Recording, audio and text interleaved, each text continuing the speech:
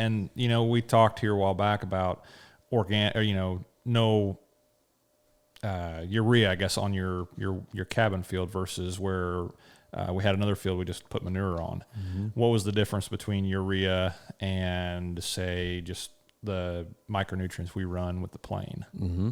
Like that 945-15 sure. versus 1846, for example. Exactly. Yeah, foliar. I'm going to get to foliar. Hey, yes, we'll get to that. Don't let me forget foliar. Yep. We're going to bring this full circle. So we got the microbes that are out. So we got proper soil pH. We have the organic matter. Well, we had proper pH. We had our organic matter. We had soil structure. And then soil structure to microbial life. And then so we've got our microbial life. I mean, it is literally a circle of life here. And you take one thing out, and you really, really complicate things. You take your pH out of whack, then we can't have a proper cycling of nutrients as well, or a lack of efficiency. So we're going for optimum efficiency, and we want your soil, think of it like an athlete. How well trained, how fit, how capable, so on and so forth. Don't ever skip leg day. Yeah, don't skip leg day. And so we got cycling nutrients, and then so we've got a plant. So we've got our pH in pretty good shape. We've got higher carbon in our soil. We've got cycling nutrients. We've got good microbial life. Organic matter. That's right. Organic matter versus material. And then you can put on a ton of fertilizer, but you may not have a system that's capable of converting it all into plant available forms of fertility in the amount of time that the plant's growing. So that's another thing. And then, so I really want to take that around to what can we do, or what are things being done now, still on the fertility train, to maybe bump it a little more, so on and so forth. And that is foliar fertility. Yep. We run pretty good amount of that. Yep. We did a lot on our wheat. Did quite a bit on our corn. Did a lot on our corn. Yep. And beans. We're not quite there yet at the drop of this podcast. And so it's a big thing right now is running foliar. There are a lot of things out there that people don't know that I didn't know at one time. And that's kind of the purpose of this podcast is what are some of these learning curves we can help people skip the oh crap, I didn't know that parts. One is water pH. Hard water and high pH water will decrease the efficiency of your foliar fertilizer. Whether it's a dry soluble, one that you're dumping in and agitating, or it's a liquid you're dumping in and spraying on your clover, your beans, your corn, your wheat, whatever it might be. It is a Band-Aid. It's not a curative. It's not. And it's not a we're going to raise a crop on a foliar application. Yeah.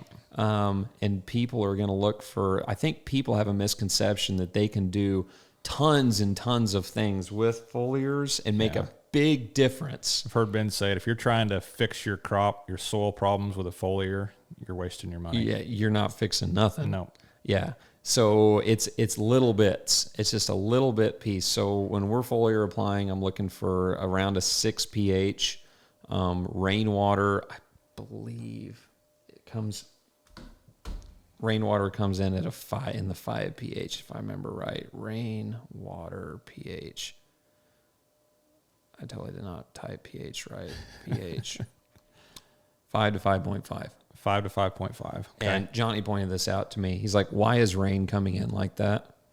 I'm like, well, no, I have no idea. He's like, well, I'm not sure anyone really does, but it seems that after a refreshing rain, what do all the plants look like? Everything perks up. Amazing. Everything looks good. Maybe we should duplicate rain. Yeah, if only we could. Yeah, I know, right? Yep. And so get a water test, and there's things out there that you can actually lower pH. We got a couple of guys in our company that lower pH with vinegar, low pH vinegar. Really? Yeah, I didn't even know that. That. No, I have not done that. But you can buy a little pH test strip, so you can buy one on Amazon, a digital. I bought a pretty nice one for about $100. Yeah. You can test your pH. And I used another product that's very similar to vinegar. And I lowered, it was 25 gallons of water, and I believe it was 2 ounces of a low pH, this low pH water corrector, and it brought it from a 6.8 to like a 5.5. And so, it doesn't take much. And I'm not sitting here plugging products or this and that. I'm not telling you what to do. I'm trying to just make people aware of things I've learned along the way. Things we can do to make things a little bit more efficient. Yeah. And so, we in soils, we fight high things with high pH in the ground, and we fight things in low pH in the ground. Well, water's very similar in the same way. So nutrient intake through the leaves. Why do we expect water to act differently than soil? Right. They act cojointly. Is that a word? Sweet. Very good. Thank you.